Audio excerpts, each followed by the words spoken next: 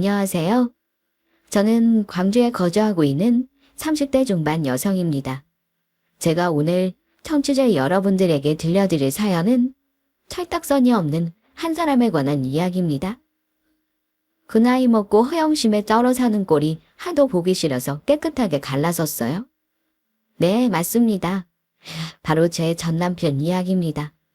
얼마나 찌질하고 철이 없는지 여러분께 지난 이야기를 들려드릴게요. 그럼 지금부터 저의 이야기를 시작하겠습니다. 아가씨 시절 남자 보는 눈이 뚜렷했던 저는 딱 하나 보는 기준이 있었어요. 바로 외모였습니다. 어른들은 인물 보고 결혼하면 못 쓴다. 사람 됨됨이가 중요하다고 하셨는데 저는 한 개로 듣고 한 개로 흘렸어요. 아무리 사람 속이 중요해도 보이는 즐거움을 보게 못하겠더군요. 맞습니다. 저는 눈이 높은 여자였습니다. 그러던 중 아는 오빠를 통해 한 남자의 사진을 보게 됐죠. 오빠, 이 사람 누구야? 완전 내 스타일인데. 아, 예. 내가 아는 동생이야. 그러고 보니 네가 좋아하는 스타일이긴 하네. 잘생기고 옷도 잘 입어. 이 사람 여자친구 있어? 없으면 나 소개해주면 안 돼. 그래? 어머, 여자친구 없을걸? 저번에 헤어졌다고 했으니까 내가 한번 물어볼게. 저는 친한 오빠에게 남자 소개 받게 되었습니다. 이미 사진만 보고 마음에 쏙 들었기 때문에 만난다고 한들 제 마음이 달라질 리 없었죠.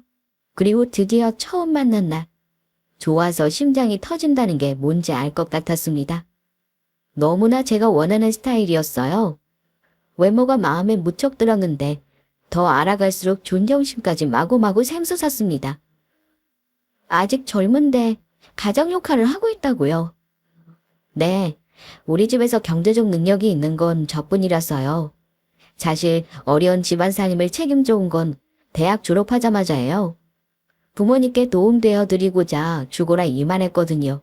그래서 제가 좋다고 소개해달라고 하셨다는 말 듣고 되게 놀랐어요. 저는 능력이며 집안이며 다 별로니까요. 솔직히 외모에 호감이 가서 이루어낸 만남이었지만 시간이 지나면 지날수록 어른스럽고 책임감 있는 모습이 더 끌렸습니다. 우리 집은 나름 잘 살아서 부모님께 도움만 받았지 제 힘으로 무언가를 제대로 이루지 못했습니다. 그렇다 보니 저와 정반대인 사람에게 묘한 끌림이 샘솟았어요. 외모도 내면도 모두 멋지게만 보이는 사람이었습니다. 한눈에 뿅 가버린 저는 여자체만 상관 안 하고 적극적으로 마음을 표현했습니다. 다행히 남편은 적극적으로 리드하는 저를 좋아했어요. 우리는 1년 정도 연애 기간을 가지다 제 상화에 못 이겨 결혼에 골인했습니다. 정말 놓치기 싫었거든요. 정식적으로 부부가 되니까 저는 매일매일 구름에 떠다니듯 행복했습니다. 자기야, 뭐가 그렇게 좋아? 행복해 죽을 것 같은 표정인데? 당연히 행복하지. 내가 너무나도 사랑하는 우리 자기랑 결혼해서 이렇게 신혼생활 보내는데 자기는 안 좋아? 나도 당연히 좋지. 자기처럼 좋은 여자를 아내로 맞이했는데 더군다나 내 주제에 자기 같은 여자를 어떻게 만나겠어? 그게 무슨 말이야? 자기가 뭐 어때서? 에이, 뭐 솔직히 별 볼 일 없지. 자기에 비해 부족한 게 많잖아. 집안도 그렇고 직장도 그렇고. 나도 잘 알고 있지만 주변 사람들이 그러더라. 처가 잘 만나서 부럽다고. 남편은 결혼 전부터 본인의 배경을 부끄러워했습니다. 늘 저보다 못하다고 생각했어요. 객관적으로 따지면 남편의 말이 맞긴 합니다. 우리 집은 대단하게 부유하지는 않지만 운수저쯤 되었어요. 거기다 저는 아빠의 일을 도와드리며 전문직에 종사하고 있었죠. 그에 비해 남편은 집안 사정이 어려웠습니다. 직장도 소규모의 중소기업을 다녔고요. 그렇다 보니 저를 만나 결혼한 걸 엄청난 행운이라고 생각하더군요. 저는 그런 남편이 안타까워서 더 잘해주고 싶었어요. 제가 할 수 있는 거라면 뭐든 지원해주고 싶었습니다. 자기야, 난 오히려 자기가 대단하다고 생각해. 난 운 좋게 부모님 잘 만나서 태어난 뒤부터 지금까지 내 힘으로 크게 노력한 게 없는 것 같아. 반면 자기는 다르잖아? 어려운 가정 환경에 가장 노릇하면서 자기 힘으로 노력하고 이룬 게 많잖아. 그게 얼마나 대단한 건데. 부모 도움으로 성공한 사람들? 난 그들보다 본인 힘으로 열심히 살아가는 사람들이 더 멋지고 대단해. 그러니까 나한테 열등감 같은 거 느끼지 않았으면 좋겠어. 자기가 얼마나 좋은 사람인데. 되려 자기를 만난 게 내 인생 가장 큰 행복인걸? 정말? 자기야, 아주 감동적이다. 그렇게 말해줘서 고마워. 아이씨, 자기가 날 그렇게 생각해주는 건 정말 고맙고 든든한데, 남들은 그렇게 생각 안 해서 문제야. 나름 처가가 잘 사는데, 정작 나는 옷도 후줄근하고 차도 없잖아. 뭐, 차. 내 차 있잖아. 그건 자기 차잖아. 내 차가 아니라. 부부끼리 누구 게 어디 있어. 내 차가 자기 차지. 난 어차피 차 잘 안 끌고 다니니까 차 필요하면 자기가 써. 나는 주로 재택근무하니까 딱히 차 타고 어디 갈 일 없거든. 그래, 그러고 보니 자기가 내 차 쓰는 게 낫겠다. 신혼집에서 회사까지 거리가 늘었으니까. 내가 그 생각을 못했네. 자기, 내일부터 내 차 써? 정말? 그래도 돼? 그럼. 자기 차 내가 타고 다니는 거니까 앞으로 내 차를 생각해도 되는 거지. 와, 자기야. 정말 고마워. 솔직히 내가 말을 안 해서 그렇지. 차 갖고 싶었거든. 남자들은 왜 차에 대한 로망이란 게 있잖아. 자기가 끄는 차가 딱 내 드림카인데 가격이 너무 비싸서 그름의 떡으로만 생각했거든. 나도 이제 고급차 타고 다니니까 자동으로 어깨에 힘이 들어가는데. 그랬어? 진작 말했지. 난 차에 욕심 없어서 자기가 달라고 했으면 줬을 텐데. 자, 차키 여기 있어. 그리고 이건 보너스. 카드. 차 유지비가 은근히 들어가거든. 그리고 이참에 내 남편 기 좀 살려주려고. 이 카드로 멋진 옷 입고 쫙 변신해봐. 앞으로 드림카 타고 다닐 텐데 기분 내야지. 사고 싶은 것도 사고. 카드값은 내가 낼 테니까 자기가 가지고 써. 성현, 카드까지 준다고? 자긴 진짜 최고. 고마워 자기야. 내가 여자는 정말 잘 만났다니까. 대단한 금수저는 아니지만 돈 걱정 없이 컸습니다. 거기다 재택근무로 버는 수입이 남편보다 좋았어요. 이점에 저는 남편의 일을 제대로 살려주고자 차와 카드를 선물로 줬습니다. 제 차는 국산차지만 고급 라인의 제네시스였어요. 결혼하기 전 아빠가 선물해 주신 차였습니다. 제 차를 받은 남편은 시간 날 때마다 차를 관리하고 드라이브까지 즐겼죠. 주변 사람들에게 본인 차를 과시하며 우쭐거리는 모습도 보였고요. 저는 그 모습이 참 귀엽더군요. 하루는 잔뜩 쇼핑을 해서 집에 들어왔습니다. 아, 이게 다 뭐야? 자기 쇼핑했어. 입을 만한 게 없어서 이참에 입을 만한 옷 좀 사려고 쇼핑했어. 자기야, 이 옷 어때? 나한테 잘 어울려? 뭔들 안 어울리겠어? 잘생기고 키도 큰 사람은 뭘 입어도 찰떡이라고. 패션의 완성은 얼굴이란 말 몰라. 그런데 우리 남편 이렇게 차려입으니까 완전 모델 같다. 왜 이렇게 멋져? 이것도 샀어. 이 벨트 어때? 좀 고급스러운 게 내가 산 옷이랑 어울리지 않아? 그리고 이 구두는 인기가 엄청난가 봐. 이 색깔 딱 하나로 묵은데 내가 잽싸게 사버렸어. 나 잘했지? 차를 갖게 된 이후부터 남편은 본인을 치장하는 재미에 푹 빠졌습니다. 멋지게 차려입고 차를 몰고 있으면 자신이 마치 뭔가 대단한 사람이 된 것 같은 착각이 든다고 했어요. 늘 롤로랄라 하며 행복한 표정의 남편을 볼 때면 덩달아 제 기분까지 좋아지더군요. 남편을 향한 대단한 사랑 때문이었나 봅니다. 명품 맛을 본 뒤로 카드값이 제법 되었지만 남편을 위해서라면 그 정도 지출이야 문제될 것 없다고 생각했으니까요. 그러던 어느 날 아빠 생신이라 축하드릴 겸 식사 자리를 갖게 되었습니다. 남편과 함께 차를 주차하고 친정집에 들어가려는데 남편이 차고에 세워진 차를 유심히 보더군요. 뭘 그렇게 유심히 봐. 차 말이야. 엄청 비싼 외제차거든? 실제로 본 적 없는데 이렇게 보니까 되게 멋지다. 아, 이거 아버님 차야. 응, 이와 아빠 차 맞아. 저번에 새로 뽑으셨다고 하더라고. 와, 역시 장인어른 클래스는 남다르시다니까. 이렇게 비싼 차를 턱 사시고. 아, 나는 언제 이렇게 멋진 외제차 한번 몰아보나? 왜? 자기 차도 얼마나 좋은데. 에이, 좋아봤자 외제차만 하겠어.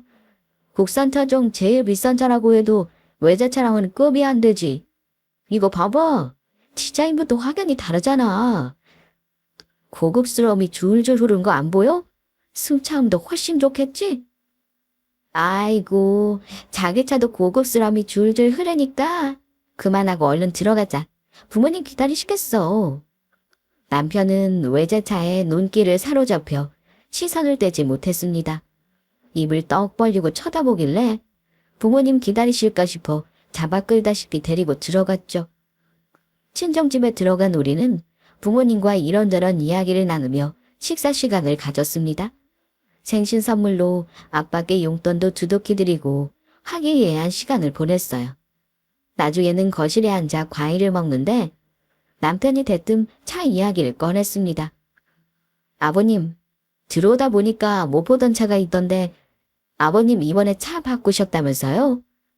오, 그래. 아는 지인이 나랑 같은 차를 타는데 괜찮다길래 같은 걸로 바꿔봤지. 마침 차를 바꿀 때가 돼서 말이야. 아, 얼핏 봐도 차가 엄청 좋던데요? 아무래도 외제차라 그런지 제 차랑은 비교도 안 될 만큼 좋을 것 같아요. 하하하하, 차가 뭐 거기서 거기지. 나도 줄곧 국산차만 타고 다니다가 지인 소개로 외제차 처음 타봐.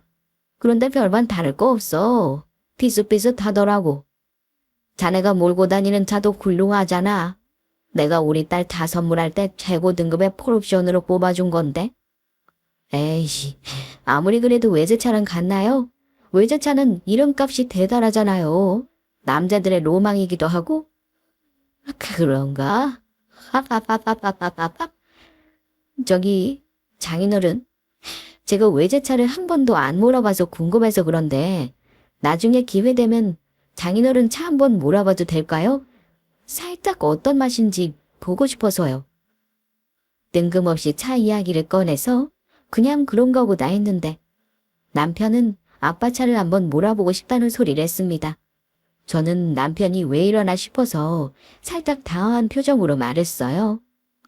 아, 아빠 차를 뭘 또 몰아보려고 그래. 차나 더 거기서 거기지. 아니야. 국산차랑 외제차는 정말 다르다니까. 차를 모는 느낌부터가 달라. 자기가 차에 대해서 잘 몰라서 그래. 남편은 그렇게 아빠 차를 몰아보고 싶었는지 한껏 기대하는 표정으로 아빠를 바라봤고 아빠는 그 모습에 당황하시다가 이내 기분 좋게 웃으시며 자키를 건네주셨어요. 그렇게 궁금하면 어디 한번 타봐. 동네 드라이브 다녀오면 되겠구만. 정말요, 장인어른? 우와, 감사합니다. 그럼 저 동네 몇 바퀴만 기분 삼아 드라이브하고 오겠습니다. 뭐? 진짜 드라이브 다녀오게? 아빠 생신이라 축하하러 온 자리인데 나중에. 정말 가려고. 아니야, 나도. 장서방 엉뚱한 호기심 있는 거 여기서 모르는 사람 있나? 드라이브 다녀올 동안 우리는 못다한 이야기나 하면서 놀면 되니 다녀오게. 아빠가 허락하자 남편은 한껏 들뜬 표정으로 잽싸게 집을 나갔습니다. 엄마와 아빠, 저는 그런 남편의 뒷공무니를 보며 정말 못 말린다고 생각하고 웃어 넘겼어요. 그렇게 부모님과 여러 이야기를 나누며 남편을 기다리는데 도무지 돌아올 생각을 안 하더군요. 결국 1시간이 넘어서 집에 들어왔습니다. 왜 이렇게 늦게 와? 동네만 조금 드라이브하고 온다더니. 나도 그러려고 했는데 와, 차가 너무 잘 나와서 도저히 멈출 수가 없더라고. 그래서 조금 더 달려보고 싶어서 요 밑에까지 드라이브 다녀왔어. 아버님, 정말 특이한데요? 역시 외제차라서 그런지 핸들 돌리는 거 하며 매끄럽게 움직이는데 반응이 빠르니까 너무 좋은 거 있죠. 장인어른, 차 진짜 잘 바꾸셨어요. 그런가? 자네가 그리 말해주니 그런 것도 같구만. ապ. 1시간 넘게 드라이브하고 온 것도 모자라서 승차감이 어떻고 성능이 어떻고 입이 닳도록 칭찬만 하더군요. 아빠 생신 축하하러 간 자리인데 남편은 자동차 이야기만 주야장전하고 돌아왔습니다. 남편이 차에 대해 관심이 많다는 걸 진작 알고 있었지만 이 정도로 많은 애정이 있을 줄은 처음 알았어요. 그런데 문제는 이 다음부터였습니다. 글쎄 안 낸다니까. 다른 이유도 아니고 고작 그것 때문에 차를 바꾼다니. 그게 말이 돼. 자기야, 그러지 말고 차 바꿔주라. 자기가 정말 몰라서 그래. 승차감이 확 다르다니까. 나 드라이브 갈 때 자기도 같이 갔으면 내 마음 이해했을 텐데. 아니면 장인어른께 다시 부탁드려서 같이 드라이브 해볼래? 친정집에 다녀온 뒤로 차에 대한 욕심이 확 샘솟았는지 느닷없이 외제차로 바꿔달라며 조르기 시작했습니다. 차를 사랑하고 관심이 넘쳐서 그러는 거라 이해했지만 아무리 그래도 멀쩡한 차를 놔두고 외제차로 바꿔달라니 황당하더라고요. 더군다나 남편이 타고 다니는 차는 국내 차 중에서도 최고가에 해당하는 차인데 말입니다. 뭘 또 아빠한테 부탁한다고 그래? 아무튼 안 돼. 자기 지금 타고 다니는 차도 얼마나 좋은 차인데 차가 어디 망가졌거나 이상이 생겨서 바꾸는 것도 아니고 멀쩡한데 바꾸자는 건 아니지. 그것도 단순히 외제차가 좋아서 바꾸자니. 그럼 국산차 타고 다니는 사람들은 다 안 좋은 차 타고 다니는 거야? 아니잖아. 자기가 지금 타고 다니는 차, 국산차라도 아무나 타고 다닐 수 없는 차야. 거기다 차 뽑은 지 이제 2년 넘어가고 킬로미터 수도 3만이 안 되는데 뭘 바꿔? 쓸데없는 소비일 뿐이야. 미안하지만 차 못 바꿔줘.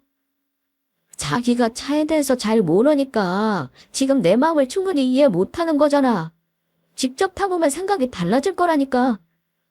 자기 국산차보다 멋들어진 외제차 조수석에 앉고 싶지 않아? 완전 폼나잖아. 사모님 된 것 같고. 세상 사람들한테 다 물어봐.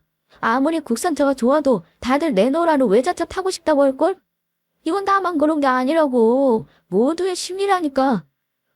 자기 혹시 돈 아까워서 그래? 자기 돈 잘 벌어서 아쉬운 거 없는 사람이잖아. 뭐, 내가 돈이 아까워서 안 사주는 줄 알아. 남편의 말을 듣고 입이 떡 벌어졌어요. 돈 아까워서 안 사주는 거냐고 하니까 기막힌 실소가 터져나왔습니다. 남편 말처럼 돈도 잘 벌고 능력 있는 제가 뭐가 아쉬워서 아끼나요? 다만 돈을 잘 번다고 해서 물쓰듯 쓰지 말라고 배웠습니다. 저희 부모님은 여유 있는 상황에서도 절약하는 습관이 중요하다고 하셨어요. 그렇다고 보릿고개처럼 무조건 다 아끼라는 것이 아니고 정말 필요한 것에는 아낌없이 쓰고 정작 필요하지 않을 때는 미련 두지 말라고 가르치셨거든요. 저도 그게 맞다고 생각하고요. 처음으로 남편이 절이 없다고 느껴지는 순간이었습니다. 자기야, 내가 설마 돈 아끼자고 이러겠어? 내가 그렇게 절약정신이 투철한 사람이라면 애초에 자기한테 카드 주지도 않아. 자기가 월 몇백씩 카드 써도 아무 소리 안 하잖아. 아까웠으면 당장 그 카드 뺏었지. 우리 부모님도 나도 쓸데없는 곳에 헛돈 쓰는 거 아니라고 생각해. 우리가 당장 차가 없는 것도 아니고 더군다나 자기 차가 얼마나 좋은데 단지 외제차를 갖고 싶다는 생각에 바꿔달라니. 그건 너무 철떡선이 없는 생각이잖아. 아무튼 차 바꾸는 건 안 돼. 더 이상 잘 이야기 안 해줬으면 좋겠어. 그깟 외제차가 뭐라고? 애처럼 징징거리면서 바꿔달라고 하는데 정말 철이 없어도 이렇게 없을까 싶었어요. 몰랐던 남편의 모습을 본 기분이랄까요? 연애 때나 신혼 초기에는 이러지 않았거든요. 어려운 환경에서 생활한 탓에 검소함이 몸에 배어 있었고 생활력이 매우 강한 사람이었습니다. 그런데 어느 순간부터 돈을 쉽게 생각하는 것 같았어요. 연애 때부터 지금까지 한 번도 화낸 적 없었는데 차 때문에 저는 처음으로 정색하며 화를 냈습니다. 다시는 차 이야기 못 꺼내게 확실히 선까지 그었고요. 그런 탓에 더 이상 차 이야기를 꺼내진 않았지만 남편의 태도가 신경 쓰였습니다. 왔어? 배고프지? 씻고 옷 갈아입고 나와. 밥 금방 차려줄게. 아니 됐어. 닦아서 먹고 왔어. 시간 가는 줄 모르고 집에서 일하고 있는데 퇴근하고 돌아온 남편은 저와 눈도 안 마주치고 방으로 쏙 들어가 버렸습니다. 잠시 고민하다 결국 못 참고 남편을 따라 들어갔어요. 자기 요즘 왜 그래? 나한테 뭐 기분 나쁜 거 있어? 아니, 그런 거 없어. 그럼 왜 그러는 건데? 요즘 자기 얼마나 이상한 줄 알아? 집에서 밥도 안 먹고 나랑 눈도 안 마주치잖아. 전에는 이런저런 시끌cur한 이야기 다 하더니 요즘은 내가 말 붙일 때까지 통 말도 없고. 정말 왜 그래? 나한테 삐진 사람처럼. 속상한 게 있거나 불만 있으면 차라리 솔직하게 털어놓던가. 이게 뭐야? 시위하는 것도 아니고. 아니, 더 이상 말 꺼내지 말라는데 내가 무슨 말을 해. 속상하고 불만 있어도 어디 무서워서 말이나 꺼내겠어. 뭐, 자기 혹시 설마 차 때문에 이러는 거야? 맞구나. 차 때문에 삐져서 시위하는 거지. 그래, 차 때문에 그런다 왜? 내가 그렇게 바꾸고 싶다는데 어떻게 그림 배정할 수 있어? 언제는 내가 하고 싶은 거 있으면 말만 하라며. 다 도와주겠다고. 말 바꾼 건 자기야. 내가 얼마나 서운한지 알아?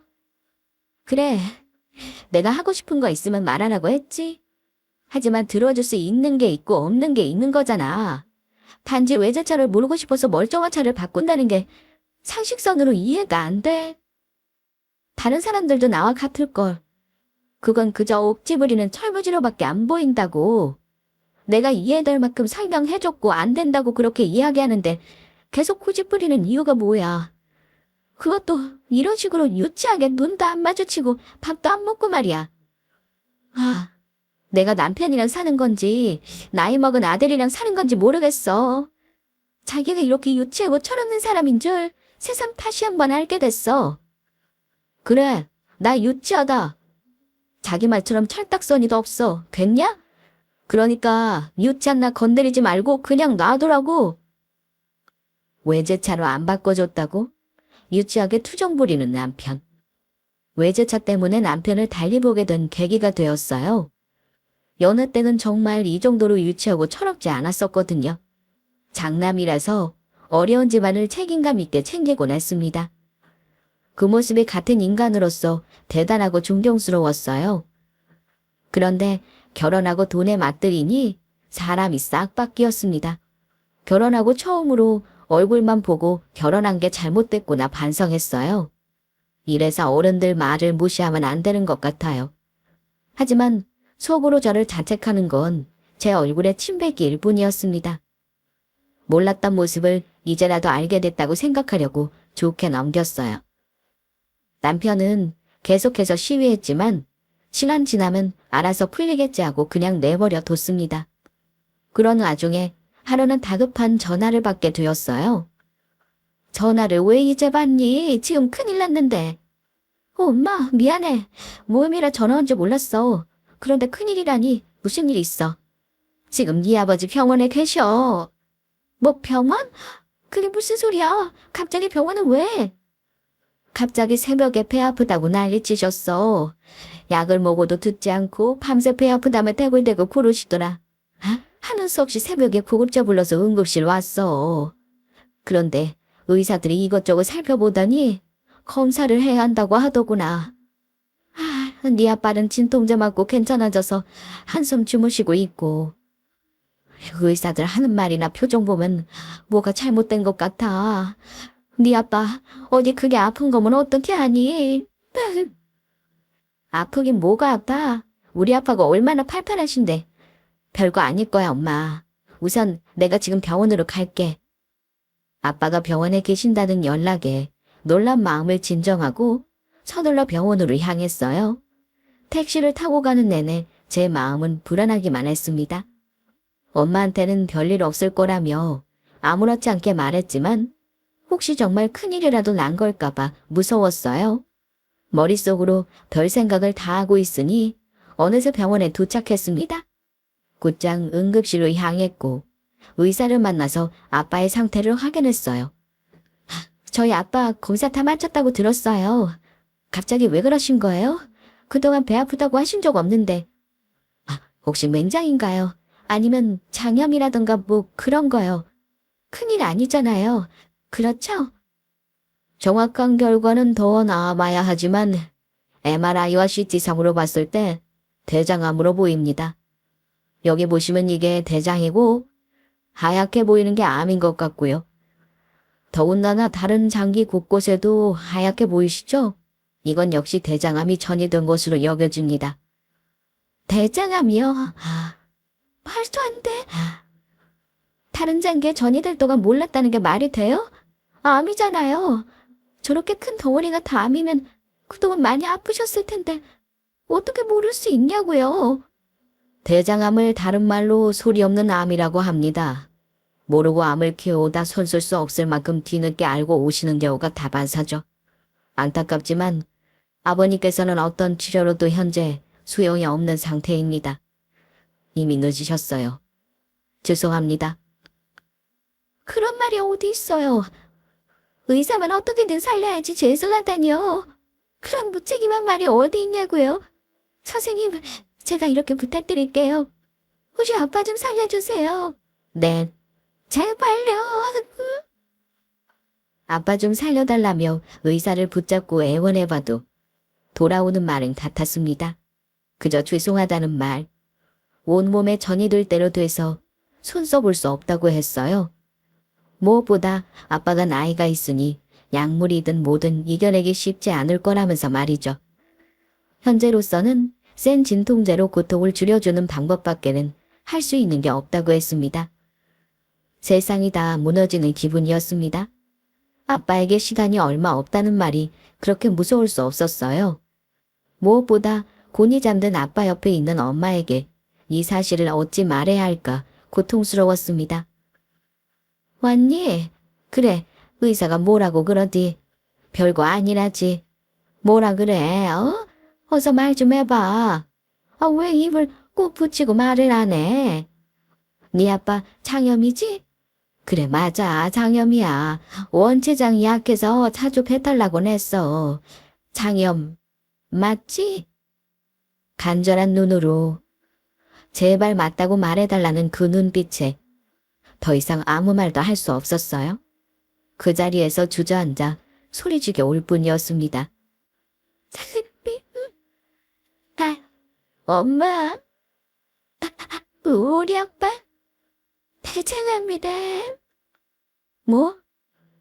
대장암? 아니야, 그럴 리 없어. 네 아빠 큰 병 걸릴 사람 아니야. 아무래도 의사가 뭘 잘못 알고 있나 보다. 엄마가 가서 다시 검사하자고 할게. 엄마, 내가 다 확인했어. 나도 엄마처럼 인정하기 어려워서 몇 번이고 확인해봤는데 아빠 대장암 맞는다더라. 우리 아빠. 응. 시간이 얼마 안 남았대. 아니야. 아니야. 네 아빠가 우리 두고 어떻게 먼저 가니? 그럴 리가 없어. 뭐가 잘못된 거라고. 저 역시 받아들이기 힘들었는데 엄마의 마음은 오죽할까요? 눈 감고 잠들어 있는 아빠의 손을 꼭 잡으시며 하염없이 울기만 하셨습니다. 그리고 의사와 상의 끝에 병원에 입원했어요. 더 이상 치료할 수 있는 게 없다고 했지만 아빠의 고통만큼이라도 줄어들고 싶었습니다. 혹시라도 위급한 상황이 생기면 빨리 조치받을 수도 있으니까요. 엄마는 아빠를 간호하셨고 저는 필요한 짐을 챙겨서 가져다 드렸습니다. 심란한 마음으로 집에 들어왔는데 퇴근한 남편이 저를 본 채만 자더군요. 잠시 앉아봐. 자기한테 할 말 있어. 난 할 말 없어. 하고 싶은 말 있으면 문자로 해. 같은 공간에 있고 내 앞에 있는데 뭘 문자로 해. 자기 정말 이럴 거야? 내가 오늘 얼마나 힘든 줄 알아? 자기까지 보태지 않아도 충분히 괴롭다고. 그러니까 앉아. 중요한 이야기라서 그래. 남편은 입술을 쭉 내밀고 마지못해 소파에 앉았습니다. 그런데도 여전히 시선은 다른 곳에 두었어요. 할 말이 뭔데? 다음 주 주말에 시간 좀 내줘. 친정집에 아빠 보러 갈 거야. 장인어른은 갑자기 왜? 아빠가 많이 아프셔. 아, 우리 부모님도 여기저기 안 아픈 곳이 없으셔. 원래 나이들만 안 아픈 곳이 하나도 없다고. 정 그리 아프시면 병원 가셔야지. 집에 계시면 어떡해. 나는 주말에 바쁘니까 자기 혼자 가. 주말에 별다른 일정 없는 거 뻔히 아는데 남편이 괜히 삐져서 안 간다고 하는 것 같았습니다. 안 그래도 속 심란한데 이렇게 나오니 또 울컥하더라고요. 잘 알지도 못하면서 그렇게 말해야겠어? 우리 아빠가 얼마나 아프시면 내가 자기한테 같이 가자고 하겠냐고. 도대체 언제까지 삐져서 못나게 굴 건데. 나 오늘 병원 다녀오는 길이야. 아빠 병원에 입원하셨고 당분간은 병원에 계시다 다음 주 주말에 집에 오실 거야. 마음 같아서는 계속 병원에 계셨으면 좋겠는데 아빠가 집에 가고 싶다고 하니까 하는 수 없이 집에서 요양하는 거라고. 그러니 사위인 자기가 얼굴 비추러 무당 가야지. 그깟 외제차가 뭐라고 사위로서 해야 할 도리를 제대로 안 하겠다는 거야. 그게 무슨 소리야. 장인어른이 병원에 왜 입원하셔? 진짜 많이 아프셔. 아빠? 암이래. 그것도 대장염. 이미 다른 장기에 다 전이돼서 손 쓸 수 없다더라. 이제 우리 아빠는 시간이 얼마 없어. 남은 시간 동안 가족이랑 함께 편안히 보내셨으면 좋겠어. 그게 아빠 바람이고. 그러니까. 내색하지 말고 평소처럼 웃고 떠들며 맛있는 거 먹고 오자. 잠깐만. 대장암. 그럼 장인어른이 시한번 판정 받았단 말이야. 엄마와 저처럼 충격을 받은 남편은 입을 떡 벌리며 놀란 표정을 지었습니다. 그러다 갑자기 알 수 없는 표정을 지으며 무언가 골똘히 생각하더라고요. 눈알을 요리조리 굴리다가 입을 열었습니다. 그럼 장인어른 차는? 뭐? 그게 무슨 말이야? 아빠 차가 왜? 아니 장인어른 시한부 판정받은 거잖아. 살 날 얼마 남지 않은 거고 어차피 돌아가실 건데 장인어른 차 내가 타고 다녀도 되는 거 아닌가?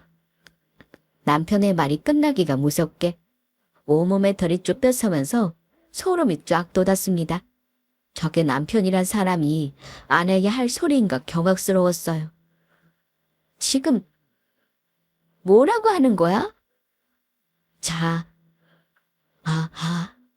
우리 아빠가 시한부 판정받고 살 날이 얼마 남지 않았다는데 차 이야기가 나와? 제정신이야. 아무리 피 한 방울 안 섞였다고 해도 우리 아빠잖아. 당신 장인어른이고. 뭘 또 말을 그렇게 해. 누가 보면 내가 엄청 나쁜 사람처럼 들리겠다. 맞잖아 나쁜 거. 장인어른이 죽는다는데 세상에 어느 사위가 그런 소리를 하냐고. 자기는 그놈의 차 생각밖에 없니? 우리 아빠보다 차가 더 중요한 거냐고. 난 자기가 아빠 이야기 들으면 괜찮으시냐고 걱정할 줄 알았어. 그런데 어쩜 그런 말을 내뱉을 수가 있니?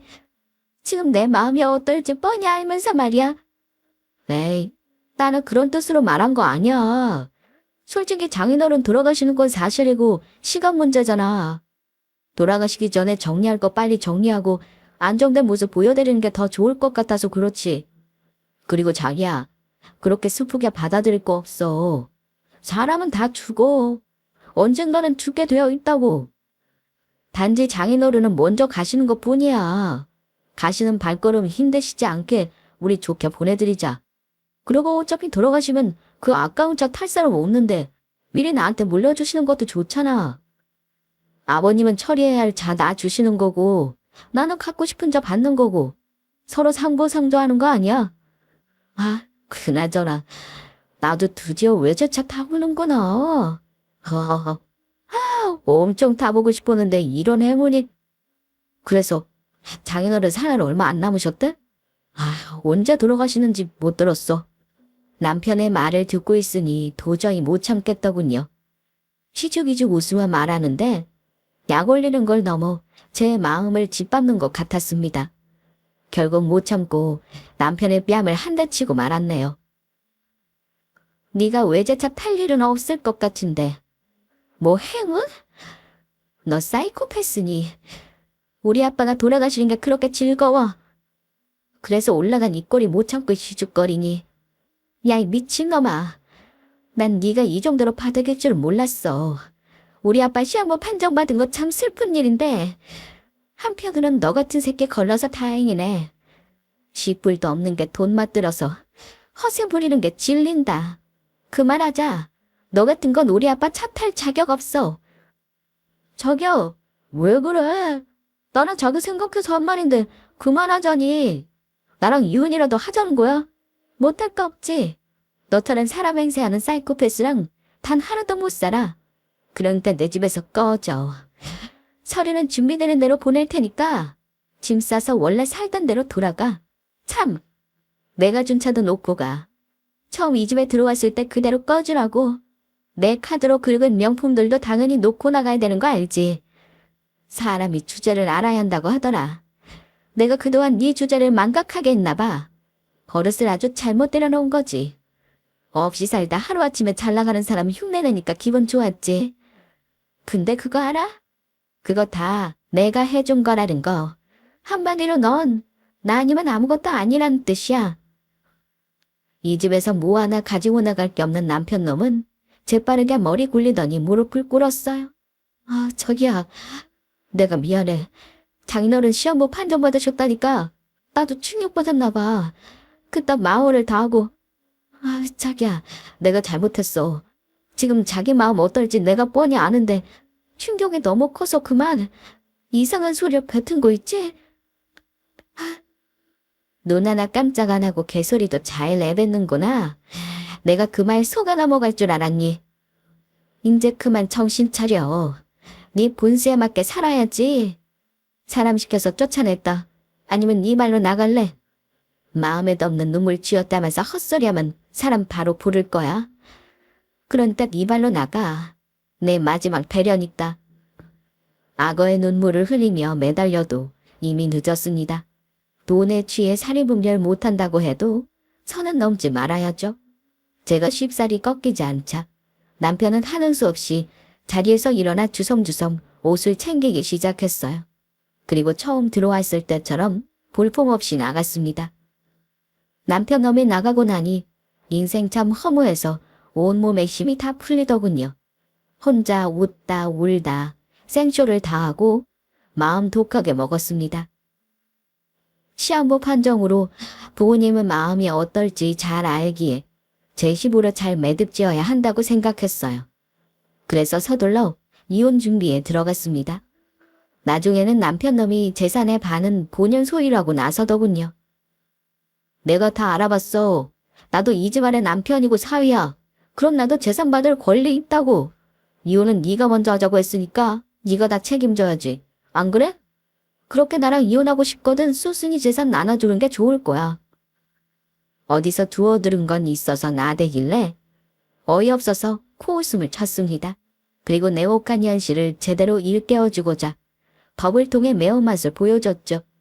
돈이 많은 저니까 잘 나가는 변호사에게 이혼을 맡겼더니 오래 갈 것도 없이 흐지부지 끝나버렸어요. 위자료까지 받아서 탈탈 털어줄까 하다가 인생의 불쌍해서 참았습니다. 앞으로 펼쳐질 모든 날이 다시 지옥일 텐데 저까지 보탤 필요 뭐 있나요? 남편놈은 비참함을 맛보고 제게 무릎 꿇었지만 저는 제대로 마음 떠서 꼴도 보기 싫었습니다. 자기야, 내가 진짜 잘못했어. 나 한 번만 용서해주면 안 돼. 이만큼 했으면 충분하잖아. 말 한 번 잘못한 거 가지고 이혼까지 할 거 뭐 있어? 이렇게 나 버리면 안 돼. 이건 너무 잔인하잖아. 무시하는 것도 한두 번이지. 수시로 찾아오고 연락해서 사람 피곤하게 하길래 법적으로 대하겠다고 하니 그건 무서웠는지 곱빼기도 보이지 않네요. 이렇게 찌질하고 못난 사람인 줄 진작 알아봤으면 결혼 같은 거 생각도 안 했을 텐데 제가 미쳤나 봐요. 그저 좋은 모습만 보고 싶었는지 바보같이 콩깍지 단단히 씌었나 봅니다. 저는 이제 제대로 정신 차렸고 이참에 사람 보는 눈 좀 키웠다고 생각하려고요. 앞으로는 부모님과 함께 귀한 시간 보내며 아빠의 마지막을 의미 있게 만들어 드리려 합니다. 여러분은 저처럼 못난 사람 만나지 마세요. 사람은 몇 번이고 들여다보며 정말 신중하게 봐야 하는 것 같아요. 지금까지 저의 긴 사연 들어주셔서 감사합니다.